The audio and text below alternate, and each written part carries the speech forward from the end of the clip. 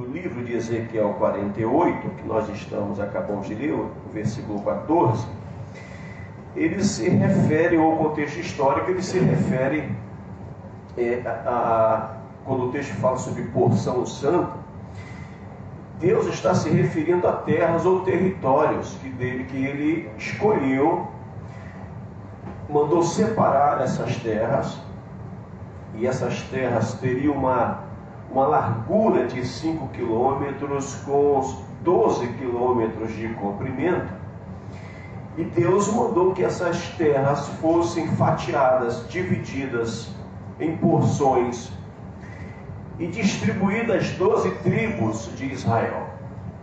Era uma promessa de Deus para esse povo, era um presente que Deus estava dando para o povo de Israel, as 12 tribos de Israel, terras, territórios com diâmetro, largura de 5 quilômetros e comprimento de 12, para que as famílias hebreias, os hebreus, eles pudessem então se estabelecer nessa terra, criar ali seus filhos, produzir suas famílias, e ali se estabilizarem no local onde eles não precisariam mais ficar vagando sem direção, sem endereço certo.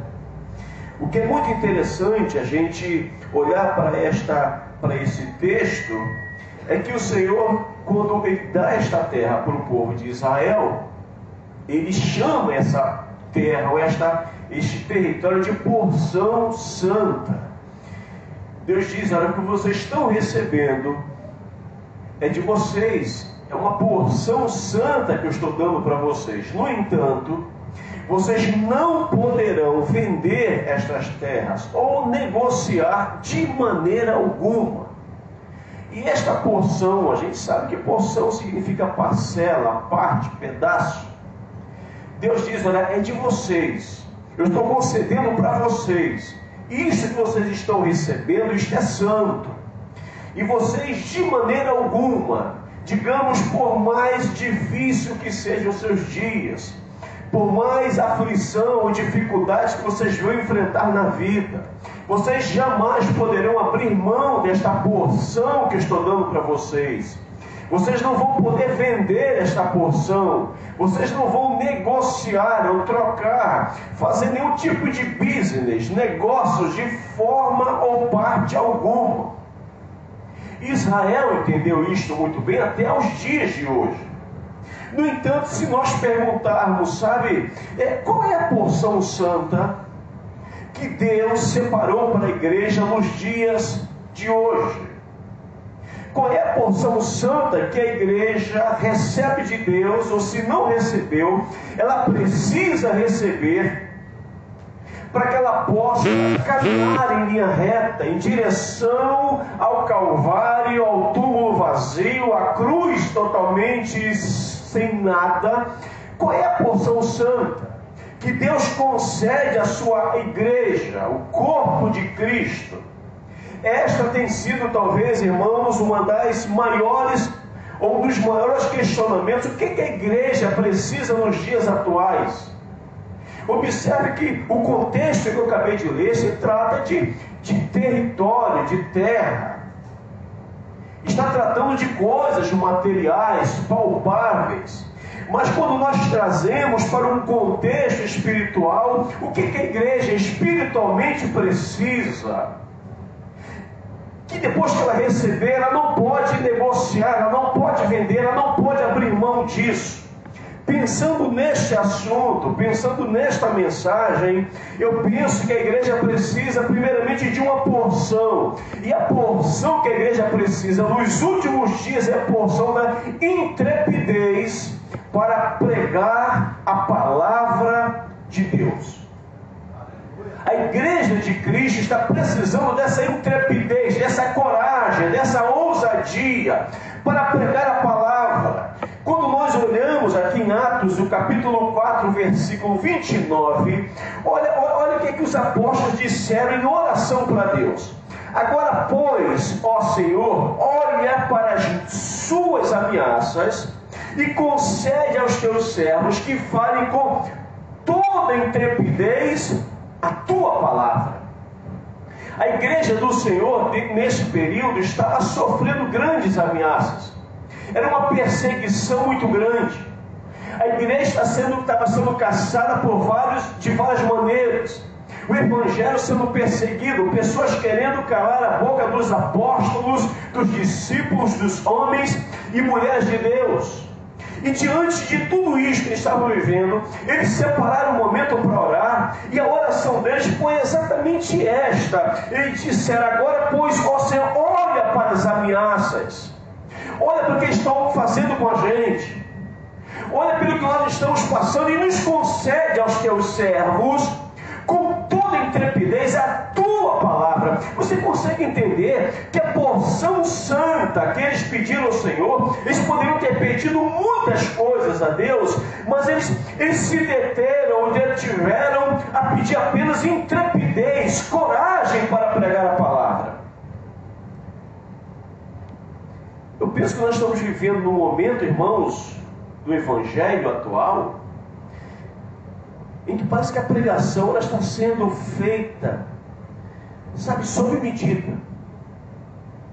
Parece que algumas pregações, não sei se vocês já pararam para ouvir, elas estão sendo feitas sob medida, para que o ouvinte ouça, para que o ouvinte goste, para que o ouvinte simplesmente se identifique com esta mensagem.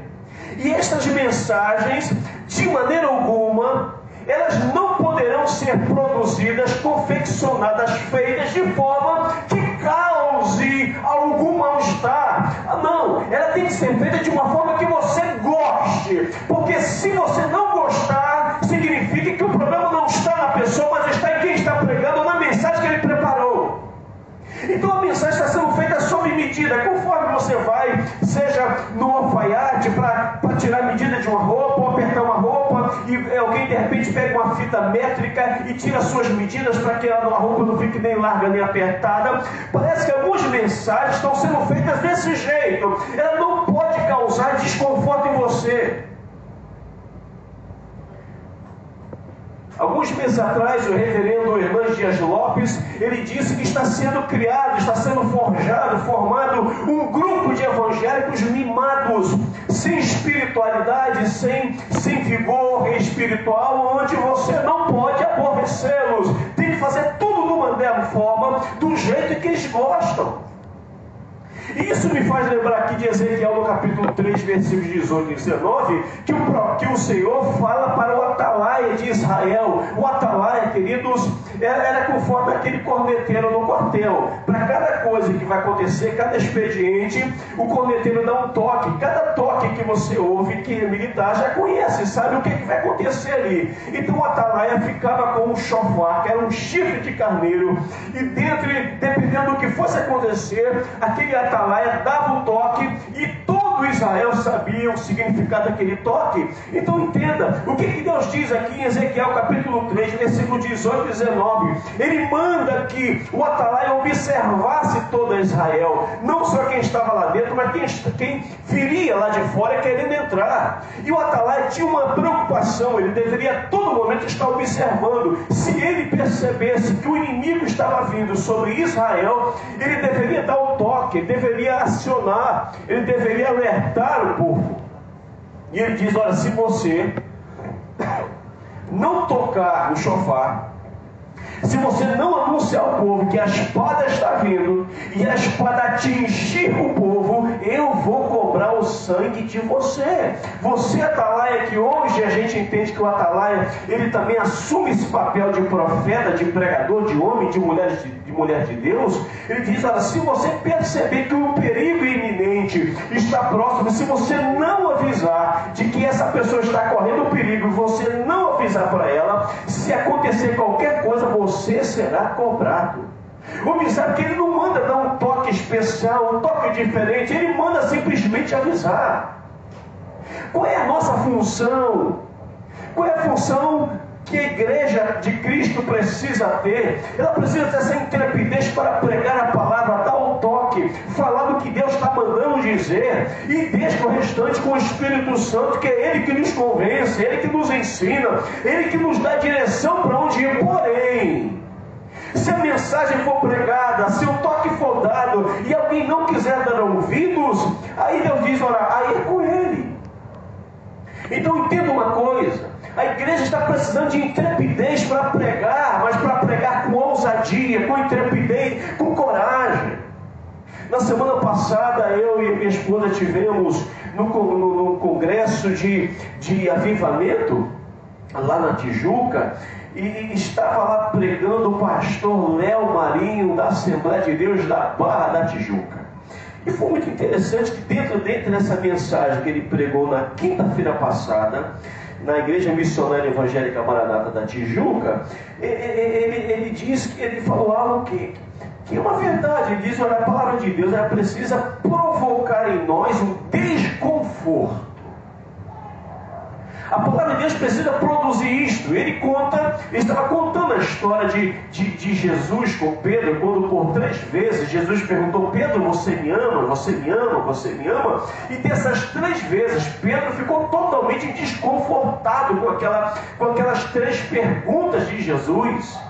Aquele desconforto produziu alguma coisa no coração de Pedro. E ele estava dizendo: olha, se a palavra de Deus ela não produziu alguma coisa em você, não produziu um desconforto para que você saia da tua zona de conforto e você entenda que você precisa permitir que o Espírito Santo trabalhe em você, se você não sentir esse desconforto, tem alguma coisa errada. Porque a palavra vai sempre mexer em uma área da nossa vida que a gente não gostaria de ouvir, que possivelmente vai mexer, sabe, no ponto em que nós não queremos. Mas é para isto que serve a palavra de Deus. Ela serve para nos impactar, para mexer com a gente. Quantas vezes nós saímos do culto aqui, ouvindo uma mensagem, e de repente não foi aquela mensagem que você veio buscar, porque você queria ouvir um tipo de mensagem, e a mensagem que você ouviu foi outra. E quem sabe neste dia você saiu, nesta noite, você saiu meio desconfortado, meio, puxa, eu não queria ouvir isto, poderia ser essa mensagem para alguém, não para mim, não era isso que eu queria ouvir uma outra coisa. Mas o Espírito Santo, ele foi trabalhando aquela mensagem, foi te mostrando alguns pontos na sua vida, que você precisava arranjar, mexer na sua vida, sabe, consertar com Deus. E foi exatamente esse desconforto que fez com que você se ajustasse do jeito que Deus queria. Então eu entendo, queridos, que, sabe, a palavra de Deus, ela precisa provocar em nós esse desconforto. A palavra precisa produzir em nós esses efeitos. Quando você olha aqui em Atos capítulo 4, que eu não sei dele, eu li o capítulo 4, versículo 29, quando os discípulos pedem ao Senhor intrepidez para pregar. Sabe, quando você chega no versículo 31, a palavra diz assim: depois dessa oração, o lugar onde estavam tremeu, e todos ficaram cheios do Espírito Santo e pregavam a palavra de Deus. Você percebe que esses homens poderiam ter pedido tantas coisas a Deus. Esses homens poderiam ter pedido tantas coisas, irmãos. Se eu tivesse que enumerar aqui algumas coisas que eles poderiam ter pedido, sabe, seriam muitas. No entanto, eles só pediram isso: Senhor, nos dê intrepidez para pregar, nos dê coragem para pregar a Tua palavra, nos dê esta unção maravilhosa para que a Tua palavra seja propagada. Irmãos, é desta porção santa que a Igreja de Cristo, quando eu digo Igreja de Cristo, é toda a igreja que se identifica como evangélica, como cristã, que aceita Jesus como Senhor e Salvador. A nossa igreja, qual seja a denominação, não importa, a igreja precisa de poder para pregar a palavra. Eu não estou me referindo no poder no sentido de você dar mortal, pirueta, marchar. Eu não falo isso não. Eu estou falando pregar a palavra com ousadia, pregar aquilo que Deus colocou no coração, pregar aquilo que o Espírito Santo está mandando distribuir para a igreja. É esta porção santa que nós estamos precisando. Porque se nós não pregarmos a palavra da forma que a palavra tem sido, o que vai acontecer é que a gente vai passar por essa porta ou outras portas, vamos assentar nas poltronas, vamos passar 2 horas ou mais na igreja, ou menos, mas vamos sair do mesmo jeito que nós entramos, porque a palavra não produziu nada.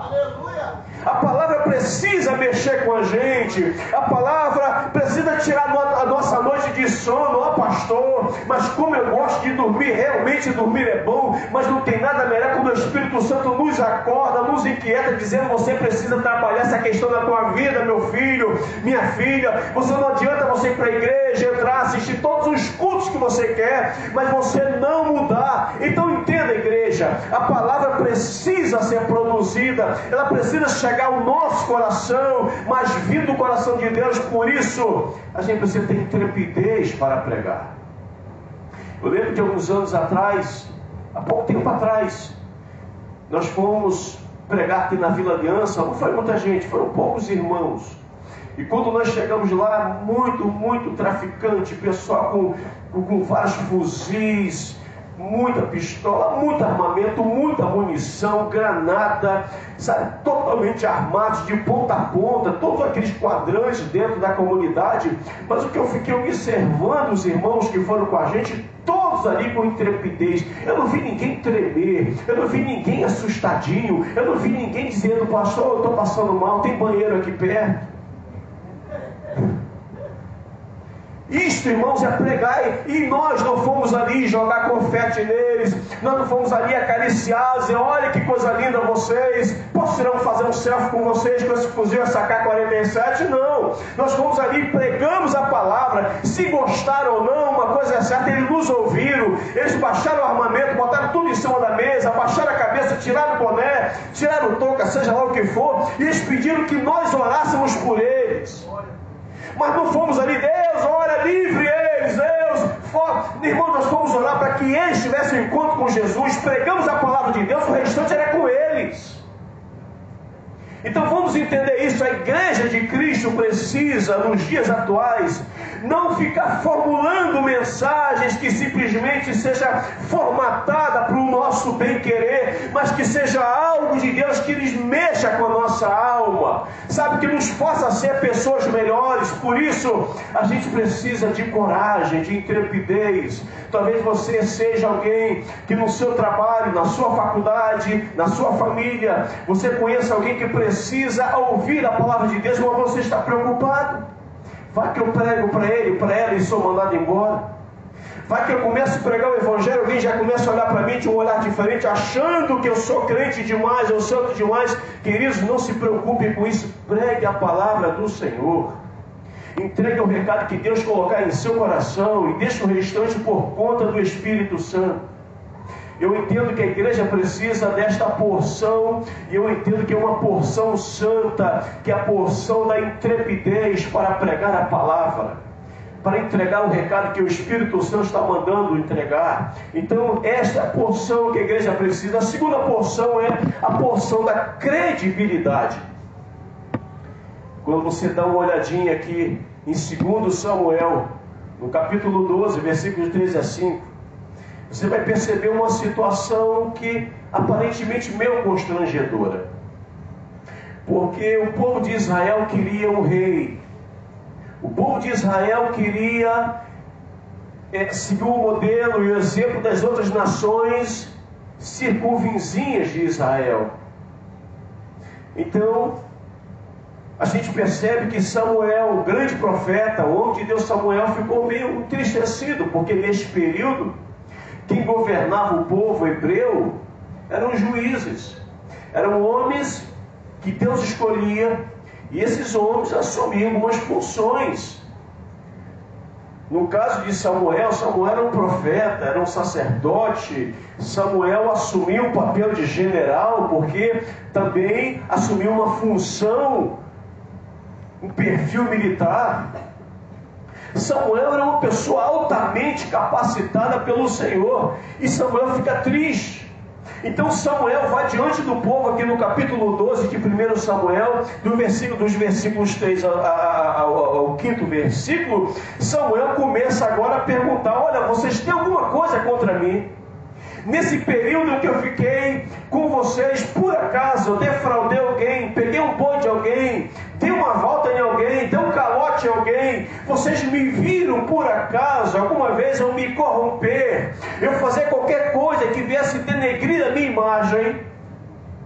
Observe que Samuel ele está diante de todo o povo hebreu, de todo o Israel, e de todos eles não se levantou um sequer para que pudesse olhar para ele e falar assim: eu tenho alguma coisa contra o Senhor naquele dia, o Senhor naquele horário, o Senhor fez isto, aquilo. Não se levanta ninguém. E Samuel então, diante de todo Israel, ele diz: olha, vocês são testemunhos diante do rei que foi ungido pelo Senhor e diante do grande Deus, que eu estou limpo diante de vocês.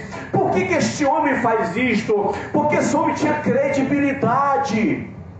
Só quem tem credibilidade, irmãos, uma porção santa da credibilidade, tem coragem para se expor desse jeito.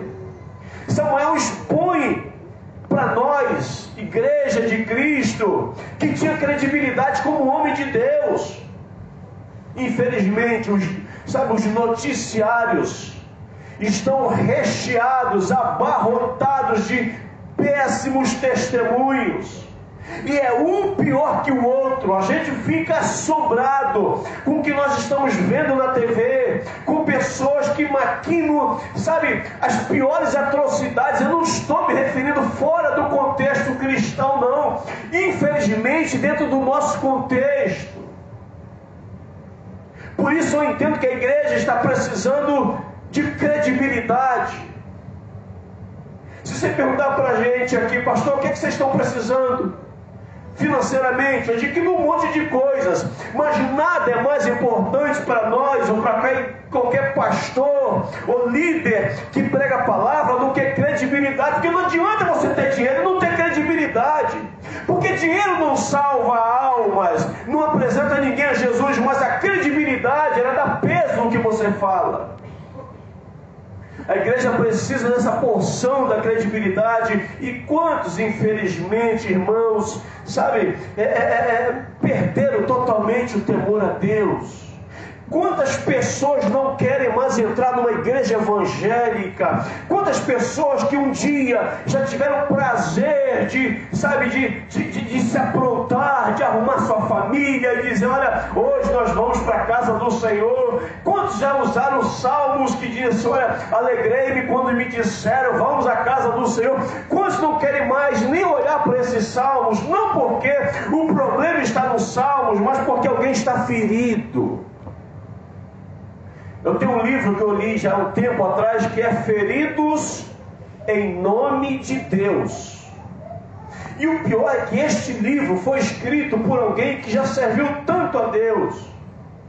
E essa pessoa, quando ela escreve o livro, ela diz: olha, infelizmente eu saí machucada, eu saí deprimida, eu entrei num lugar para que eu pudesse ter um encontro com Jesus, eu entrei num local onde eu pudesse exercitar a minha fé e me devocionar para o Senhor e servir a Deus, mas chegou um momento em que eu não consigo nem mais olhar para um templo, porque falta credibilidade. Sabe, queridos, eu creio que nós estamos precisando disto. A igreja precisa dessa credibilidade para pregar, para viver o Evangelho, para falar do amor de Deus. Há um ditado que diz: olha, o que você fala tão alto que eu não consigo te ouvir.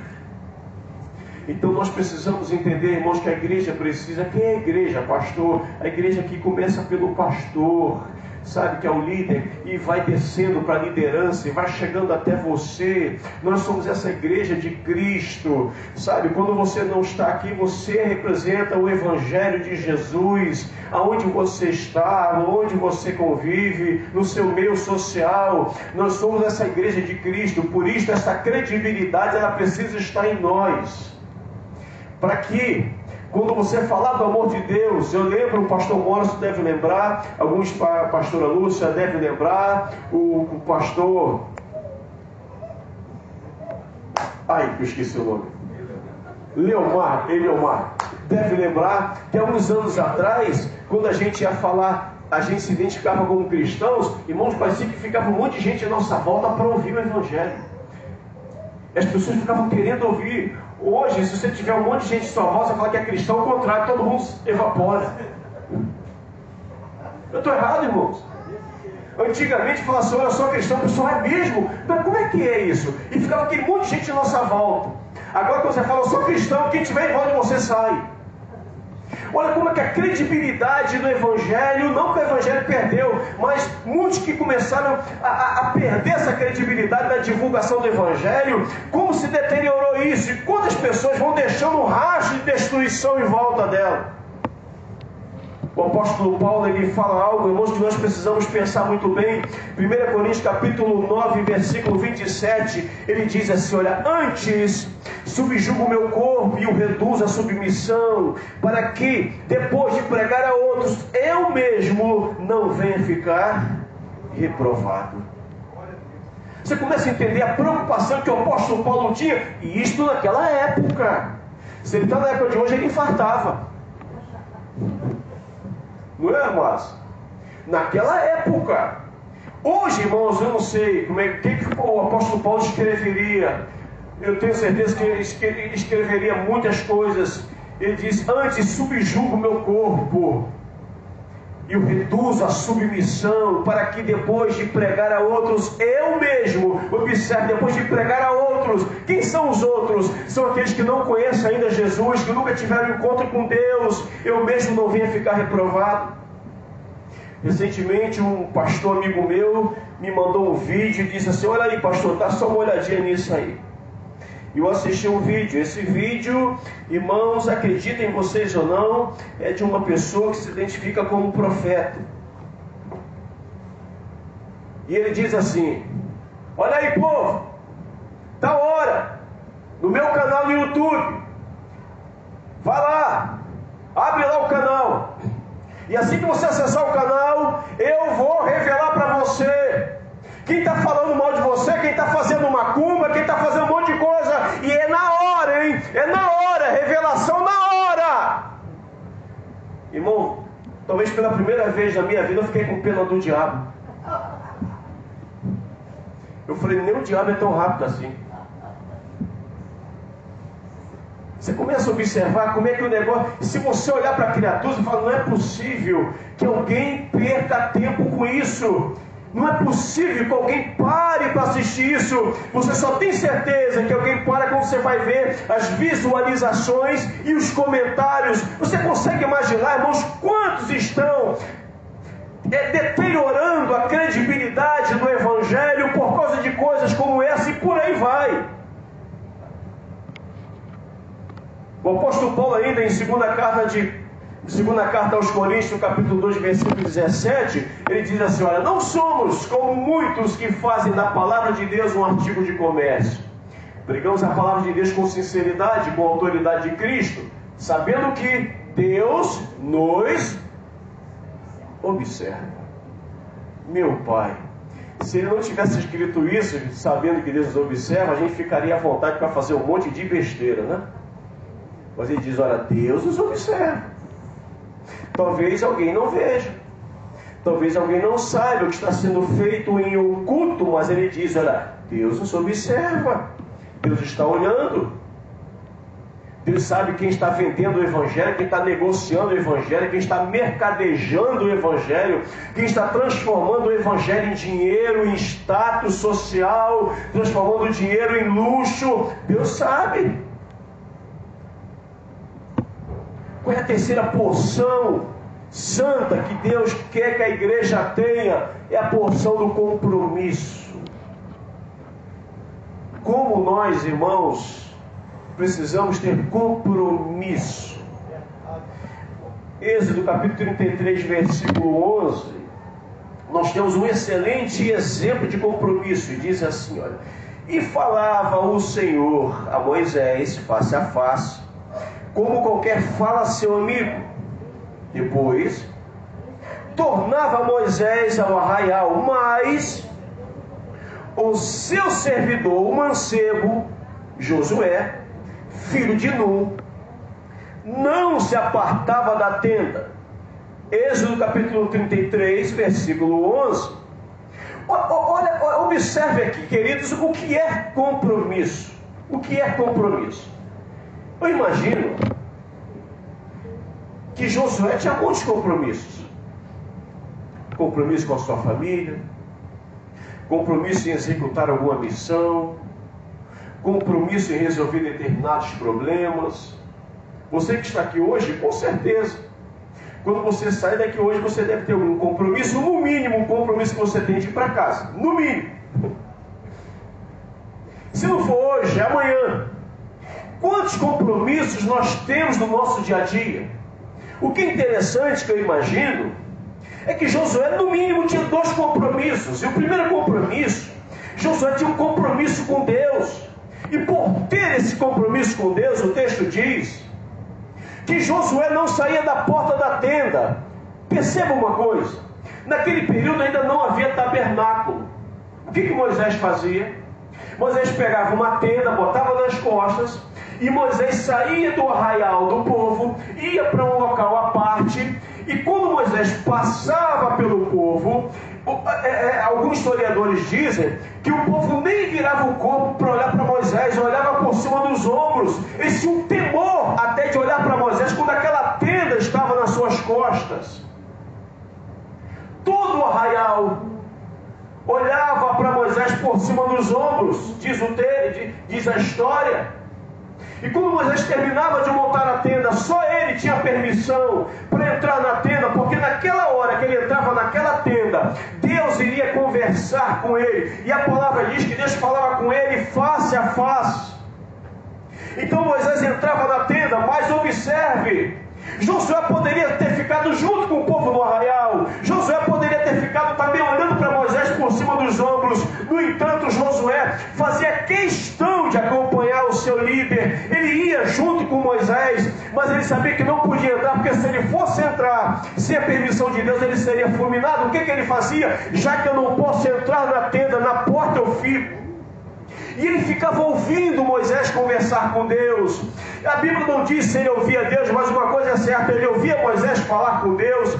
Ele não saía da porta da tenda. Este era o compromisso que Josué tinha, que era o compromisso com Deus. Queridos, qual é o nosso compromisso com Deus no nosso dia a dia? Quais são os compromissos que nós temos colocado na nossa agenda? Quantas vezes nós enchemos a nossa agenda de compromissos com um monte de coisas, mas quando chega na hora do compromisso com Deus, a gente bota um X. Hoje não dá, hoje eu não posso, hoje eu não vou. Você tem compromisso com Deus? Como é que está o teu compromisso? O que é prioridade na sua agenda, você e Deus? Porque uma coisa é muito certa. Talvez na nossa agenda, algumas vezes, o nosso compromisso com Deus é quase nada, mas quando a situação aperta, quando a doença chega, quando o desemprego bate à nossa porta, quando a nossa vida não está do jeito que a gente quer, a gente lembra de fazer um compromisso com Deus. A primeira coisa que a gente faz é correr para a igreja do Senhor, a gente se ajoelha, a gente ora, a gente chora, a gente fala com Deus como nunca jamais oramos ou falamos com Deus. Deixa eu falar para você, igreja de Jesus, você que é um povo que Deus escolheu, um povo que Jesus derramou o sangue dele por você. Não esqueça desse compromisso. Se é um compromisso que nós não podemos abrir mão, é a porção santa do compromisso com Deus. E que coisa boa é saber que a igreja tem compromisso com Deus. O segundo compromisso que Josué não abria mão era um compromisso com o seu líder, que era Moisés. Ele sabia que Deus tinha colocado Moisés para ser o líder de Israel, consequentemente o seu líder. Por isso, você não vê Josué se apartando da tenda, saindo da tenda. A tenda na época de hoje simboliza a igreja. E quantas vezes, irmãos, nós nos envolvemos em tantos compromissos, com tantas coisas, mas a gente vai se apartando da tenda, da igreja, da casa, onde nós ouvimos Deus falar, o Espírito Santo trazer para nós aquilo que nós precisamos, onde a gente está aqui num ambiente tão bom, sabe, tão agradável, onde louvamos canções, louvores maravilhosos. E quantas pessoas estão perdendo isto agora que nós estamos tendo aqui, porque se afastaram da tenda, estão longe da tenda, perderam esse compromisso com a tenda, perderam esse compromisso com a igreja, perderam esse compromisso com Deus. E permita falar para você nesta noite, eu não sei quantos compromissos você tem na sua vida, mas não permita que nunca esses dois compromissos sejam riscados da sua agenda da vida, que é o primeiro, compromisso com Deus, compromisso com a igreja, com o Senhor, porque eu entendo que é na igreja, irmãos, onde nós somos curados muitas vezes, somos restaurados. Quantas pessoas passam por essa porta, outras portas que pregam o Evangelho, e a gente chega totalmente machucado, a gente chega ferido, desenganado muitas vezes. A gente chega na igreja quebrado, e é na igreja, na tenda, sabe, onde você vai encontrar irmãos, pessoas que te abraçam, que oram por você, que se preocupa, que bota o teu nome no zap de oração, que ora por você, que vai à tua casa, que visita. A igreja tem esta finalidade. A igreja de Cristo tem e precisa ter esta finalidade, que é exatamente o local onde nós ouvimos Deus. Por isso Josué não saía da porta da tenda, ele ficava ali ouvindo. Hoje você está melhor que Josué. Josué não podia entrar, hoje você tem esse livre acesso à tenda e entrar na igreja a hora que você quiser e ouvir Deus e adorar o Senhor. Sabe, uma das coisas que me marcou também quando o pastor Léo Mariano estava pregando, ele disse algo que é muito interessante. Ele falou assim: olha, Deus faz promessas, o diabo faz propostas. Eu fiquei parando para observar. Deus faz promessas e o diabo faz propostas. Eu parei e eu falei, ele tem razão. Porque a grande verdade, irmãos, que a promessa de Deus, ela demora a acontecer. Eu tenho certeza, se eu perguntar a alguém aqui, quem Deus já fez uma promessa que já faz mais de 3 anos, no mínimo 5 pessoas vão levantar as mãos. Olha, um dia Deus me fez uma promessa. Quanto tempo faz? Fazem 3 anos. Outros fazem 5 anos. Porque é exatamente assim, queridos. A promessa de Deus, ela nem sempre acontece no tempo que nós gostaríamos que acontecesse. Parece que ela realmente demora. Parece que ela, sabe, a gente fica, mas Deus, mas como demora? Aquilo que o Senhor prometeu é verdade. Mas o detalhe é que a promessa de Deus, ela acontece, mas para que você possa esperar, você precisa ter fé. Promessa de Deus, ela só acontece na tua vida quando ela vem carregada de fé, de certeza, de convicção, de que Deus vai cumprir. Então me permita falar para você nesta noite, se você tem uma promessa de Deus, e essa promessa parece que está demorando, aguarde mais um pouco, continue crendo, espere em Deus, porque ela vai acontecer.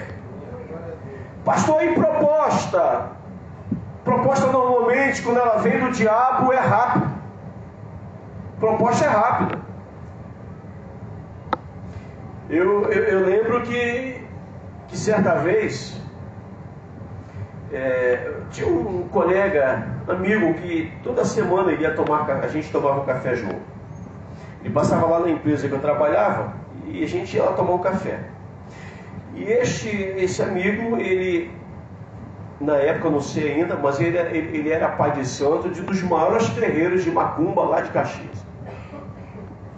Lá em Jardim Leal, o maior terreiro de macumba que tinha lá em Jardim Leal, ele era o pai de santo. Ou muitas vezes ele ia lá tomar um café comigo, ele ia todo caracterizado, todo de branco, às vezes ele ia paisano, às vezes quando ele ia todo de branco.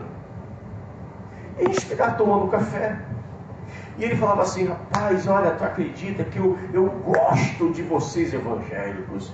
Vocês evangélicos são tremendos.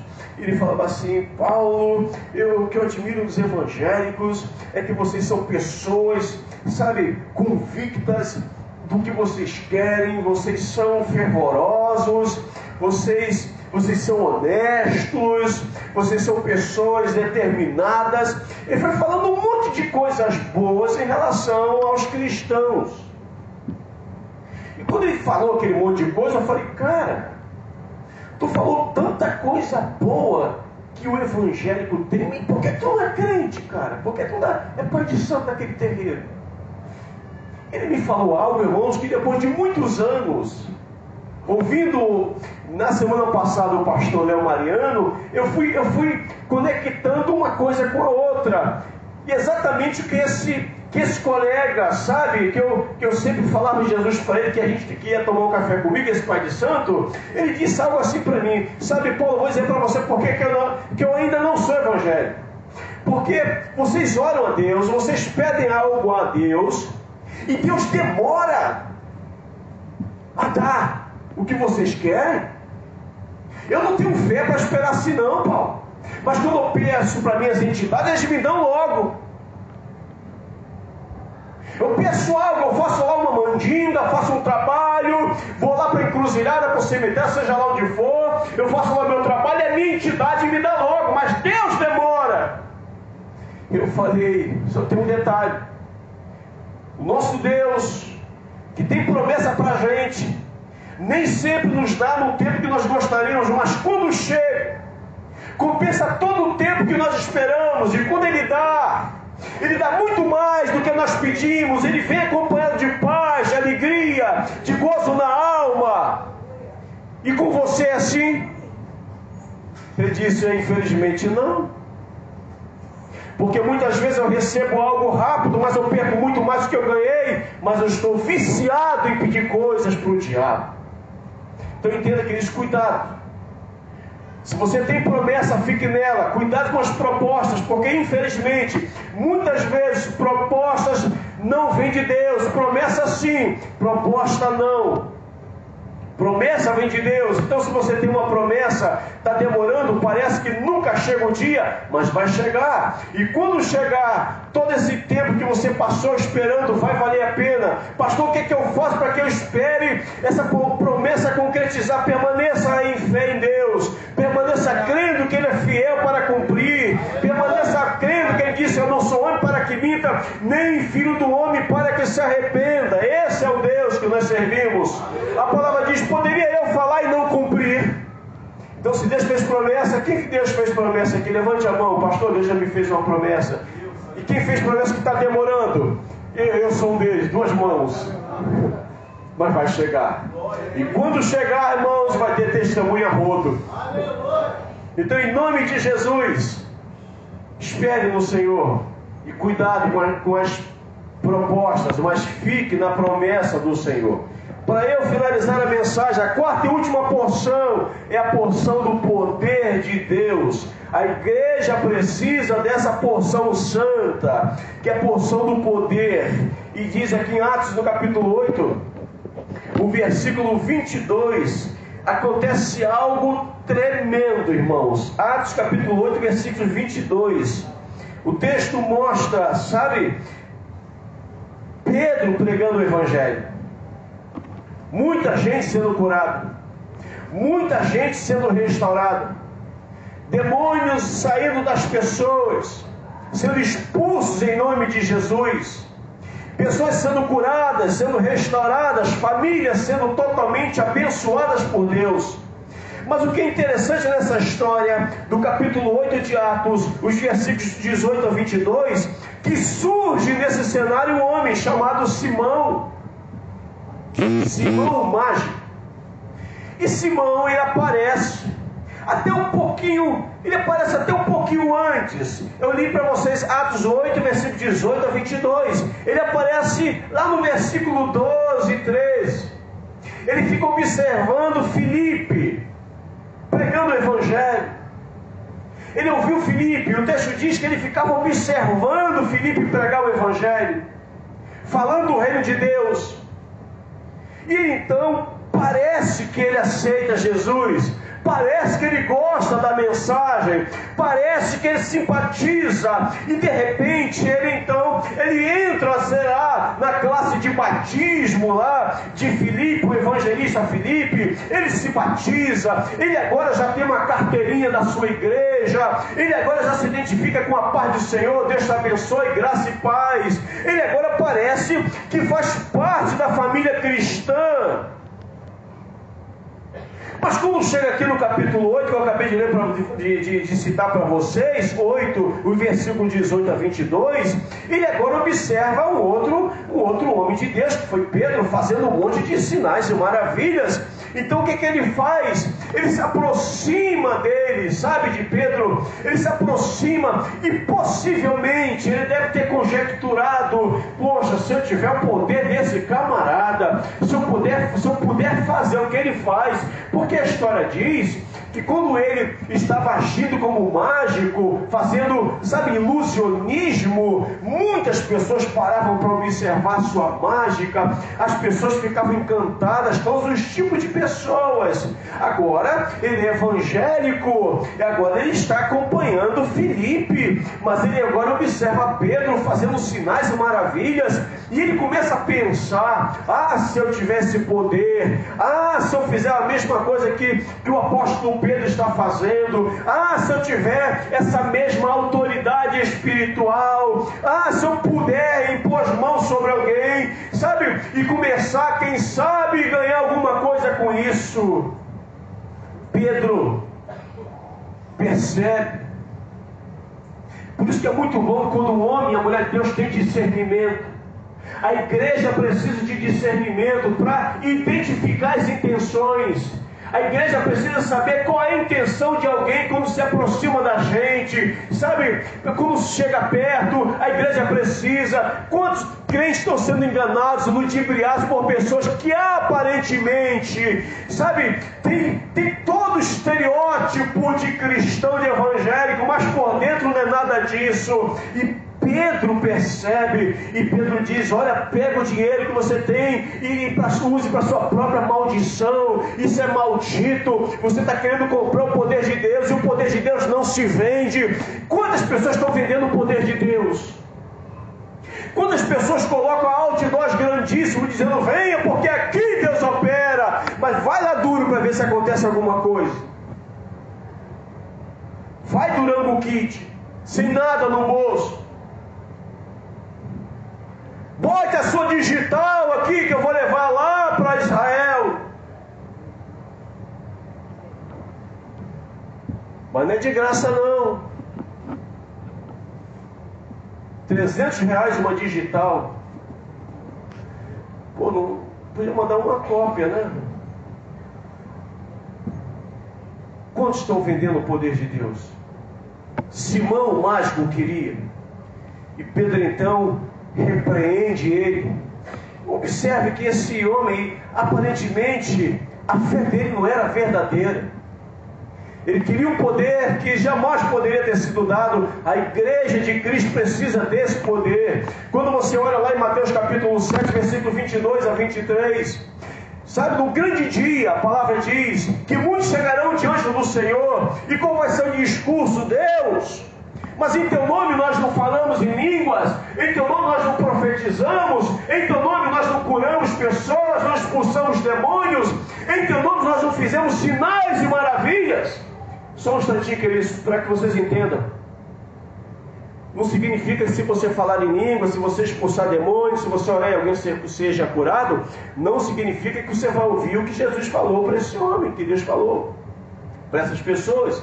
E o texto diz que o Senhor fala assim: apartai-vos de mim, porque eu não conheço vocês, não sei nem quem vocês são. O que se refere a isso? São pessoas que quiseram o poder de Deus, não para abençoar pessoas, mas para tirar proveito financeiro, para ganhar alguma coisa, para se dar bem financeiramente, para ludibriar a fé de alguém, para enganar pessoas. Irmãos, nós estamos lotados de gente assim. Então me permite dizer para você: o poder de Deus, a igreja precisa sim, mas é o poder para pregar, para curar pessoas em nome de Jesus, para expulsar demônios em nome de Jesus. Você pode falar em mistérios, você pode falar em profecia, se Deus assim te usar, você fique à vontade, mas tem que ser da parte do Senhor. Mas se esta porção for dada para você, não negocie, não venda, não transforme isso em dinheiro. Aleluia. E eu finalizo. Eu lembro que em 94, 95, missionário, meu irmãozinho, ele se formou, fez o Seminário Batista do Sul, e o sonho dele era ser missionário. O sonho dos pais é que ele fosse médico. Porque o pai era médico, a mãe era médica, os irmãos eram médicos. E eles queriam também que o filho mais novo, esse irmão, esse jovem, fosse também médico. Só que esse jovem, ele tinha um sonho. O sonho dele era pregar o Evangelho. Era ser missionário. E ele então fez o seminário. Fez missiologia. E ele começou a orar, falando: Deus, meu coração arde por fazer missões. Então, se abrir uma janela dessa, me manda para lá. E Deus ouviu. E mandou ele para um desses países da África que estava em guerra. Você imagina uma coisa: um jovem criado no todinho. Criado no todinho. Tudo de bom, do melhor. Classe média alta. Agora ele termina o seminário e ele vai para um desses países lá na África, em guerra. Gente morrendo a rodo, feitiçaria para todos os lados. E quando ele chegou lá, irmãos, a primeira surpresa que ele teve, que as suas malas foram roubadas. Levaram todas as suas bagagens. Ele só ficou com uma pequena maleta com pouquinhos dólares, porque o restante, todo o volume de dinheiro que a família deu, que todo mundo deu, que ele poderia passar 2 anos tranquilo lá, levaram tudo. E então ele foi e ficou lá numa pequena comunidade, no barraco, pregando o Evangelho com uma dificuldade, não conseguia entender direito o dialeto daquele povo ali, daquele país africano, sabe? Quanta dificuldade para pregar, as pessoas não queriam ouvir, era muita gente, muito feiticeiro, para tudo quanto era lado, ninguém queria dar ouvidos a ele. E ele então ficou pensando: Deus, o que é que eu vim fazer aqui? Sabe, Deus, meu sonho era ser missionário, o meu sonho era pregar o Evangelho, o meu sonho era ganhar almas para Jesus.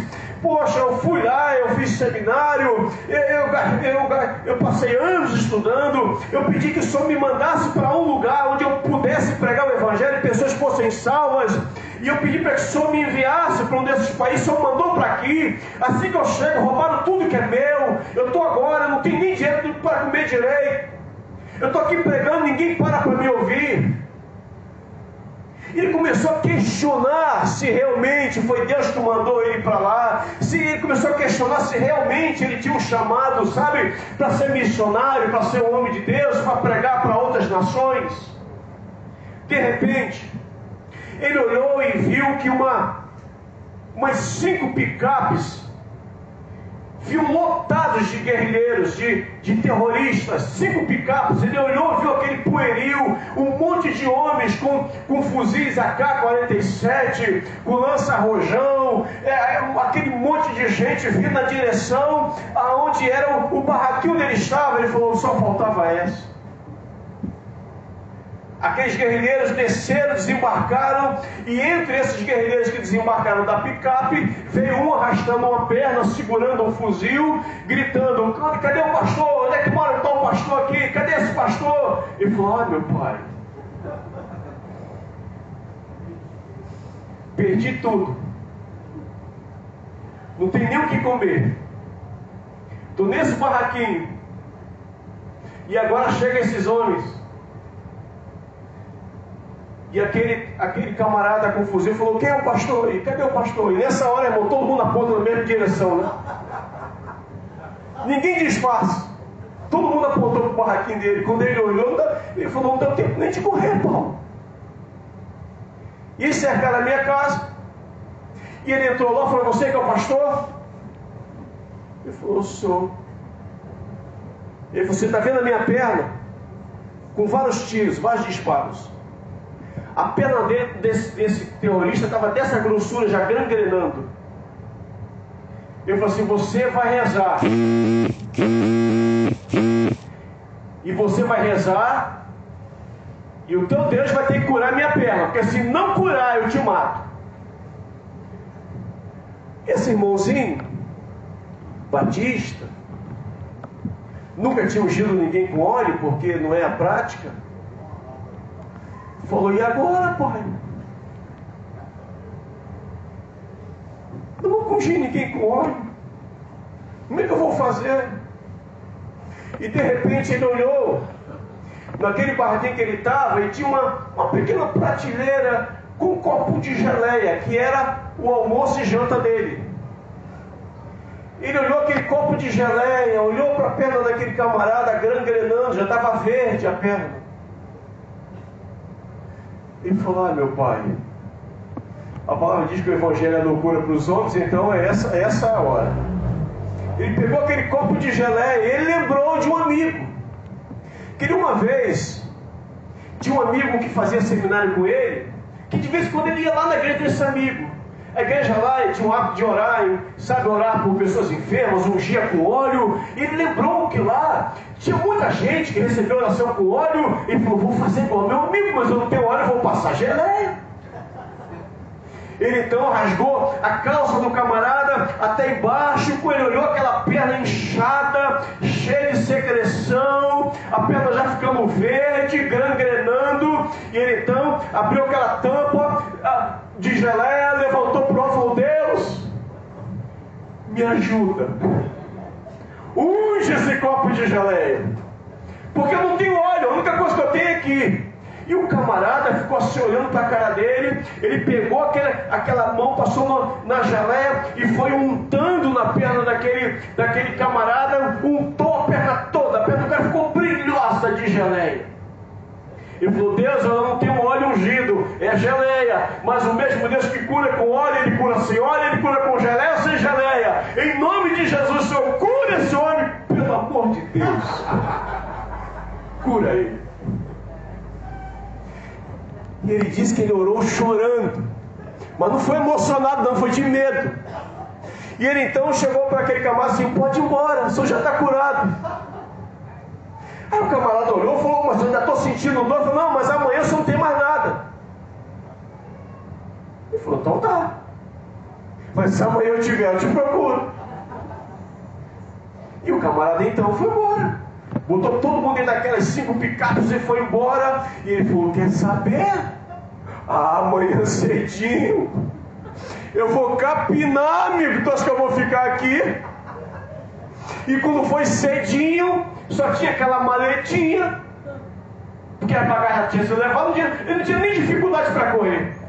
Então ele pegou e falou assim: vou só esperar o solzinho aparecer lá na ponta. E de repente ele amarrou a maletinha. Quando ele ia saindo, quando ele olhou, lá vinha aquelas picapes de novo. Ele falou: já era. Ele entrou, bateu a porta, e ele então se ajoelhou, e a oração dele fala: Deus, Deus, fala para os meus pais que eu morri. Tem misericórdia, Deus. Tão jovem, não deu tempo nem de namorar direito. Oh Deus, sabe, eles vão me matar, mas não deixa eu sentir dor não, porque eles costumam torturar, fazer um monte de atrocidade. Deus, que seja um tiro rápido, que eu vá embora logo. E ele está indo orando, chorando, sabe? E daqui a pouco a porta dele começou a bater, o camarada dando coronhada com aquela K-47 na porta, que balançou o barraco todo. Ele falou: já vou atender. Quando ele abriu a porta, aquele camarada falou assim: só ia para onde? Ele falou: eu estava esperando o senhor chegar. Só não ia embora não, né? Falou: tinha que pensar, ir embora. Ele falou assim: o que o senhor fez comigo? Ele falou: mas o que eu fiz com o senhor? Eu olhei para o senhor. Tá bom não, é? Ele falou: o senhor fez alguma coisa? Como é que se chama aí o teu Deus aí? Como é que se chama ele? Ele falou assim: é Jesus. Como é que ele é? Aí senti que o tom já estava melhorando. Falou: bom, vou falar para o senhor, senta aqui. E o camarada sentou lá no barquinho, lá no barraco, ele sentou e falou assim: eu vou falar, mas por que o senhor quer saber? Ele falou assim: porque ontem você rezou por mim. Você falou desse Jesus, falou que eu podia ir embora, falou que eu ia estar curado. Eu sabia que a minha perna estava gangrenando, eu sabia que eu ia perder essa perna. Quando foi esta madrugada, eu comecei a sentir um fisgamento, como é que é o nome de fisgar? A minha perna fisgando. Tá isso aí. Ia falar uma palavra difícil, ó. a minha perna fisgando. Começou a fisgar, e começou a coçar, começou a coçar, começou a coçar. E quando chegou pela manhã, a minha perna começou a sair vários vasos sanguíneos. E eu comecei a perceber que a minha perna começou a mudar a coloração. Eu estou sentindo que a minha perna está boa.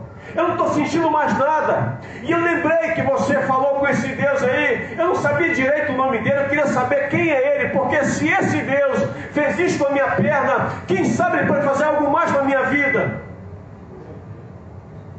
Bem, queridos, só para finalizar, aquele missionário que perdeu tudo, que passou tempos ali pregando e não ganhou nada, ninguém para Jesus, que questionou o seu chamado, agora está fazendo um apelo dentro daquele barraco. Aquele homem levanta a mão para Jesus, aceita Jesus, e assim que ele aceitou Jesus, ele falou assim: agora é o seguinte, eu vou servir esse Deus que você serve. Eu vou largar tudo isso, eu não quero mais saber disso, eu vou servir. Como é que eu faço para servir você, para ser teu discípulo, para conhecer Jesus? Ele falou assim: o Senhor vai andar comigo, você vai ser batizado, vai conhecer o Evangelho, você vai estudar a palavra. Ele falou assim: os meus amigos podem ir também, podem ser crentes. Ele falou assim: pode? Então ele chegou na porta e falou assim: todo mundo joga a arma no chão, todo mundo vai ter que aceitar Jesus. E não vem não. E ali começou a primeira agência missionária naquele país da África. Esse terrorista foi lá para Batista do Sul, fez seminário, se transformou num grande missionário nesse pequeno país da África. Por que isso tudo aconteceu? Por um detalhe: pelo poder de Deus. Eu quero dizer para você uma coisa: o poder de Deus pode mudar muita coisa na sua vida ainda hoje. Por mais que a sua vida em determinadas áreas pareça a perna daquele homem gangrenando, estragando, mas eu creio que Deus pode mudar toda a circunstância. Eu peço a você que fique em pé, em nome de Jesus. Eu quero chamar aqui o pastor Maurício, o pastor e meu amado pastor que está com a gente. Ele vai estar aqui orando por você. Aleluia, o Santo de Israel, aleluia. E vai estar orando por nós. Pode subir aqui, queridos. Qual é a porção que a igreja precisa? Precisa da porção da intrepidez, da credibilidade, do compromisso com Deus. Oh, aleluia! O poder de Deus. Deus maravilhoso. E eu quero nesta noite convidar você que veio hoje aqui e te dar o privilégio. Ouça o que eu estou dizendo para você: o privilégio aleluia, de Deus mudar algo na sua vida hoje. Privilégio. O privilégio de ver Deus atuar na sua vida. O privilégio de ver Deus atuar em áreas da sua vida que possivelmente você esteja tendo dificuldades. Talvez você diga: pastor, eu preciso muito, pastor, muito na minha vida, nesta noite. Eu preciso que o Senhor me dê a porção, a porção da intrepidez, da coragem. Porque às vezes eu sinto vontade de falar Jesus para alguém, mas eu fico receosa. Eu acho que eu não vou conseguir. Ah, Deus, eu quero essa coragem, eu quero essa intrepidez, essa ousadia. Eu quero convidar você que quer isso. Eu quero convidar você que Deus tem uma promessa, já fez uma promessa para você, e por muitas vezes você está desanimado. Muitas vezes você já desanimou de orar, talvez por achar que não vai acontecer. Eu quero convidar você. Quero convidar você nesta noite a fazer um compromisso com Deus. Deus, eu quero um compromisso contigo. Eu quero o teu poder na minha vida. Sabe, Deus, faça isso na minha vida. Então você quer vir aqui à frente? Você vai ter 2 pastores orando por você agora. Eu quero convidar você. Vem aqui agora. Pastor, eu quero que Deus me abençoe em algumas áreas da minha vida. Eu quero que Deus abençoe minha família, quero que Deus abençoe a minha vida profissional, eu quero que Deus abençoe, sabe, algo em mim, eu quero que Deus abençoe o meu ministério, eu quero que Deus abençoe, eu quero ter essa porção de Deus na minha vida, eu quero que Deus abençoe. Então eu convido você a vir aqui. Eu convido você a estar passando uma situação aí na sua vida que parece que está estagnando,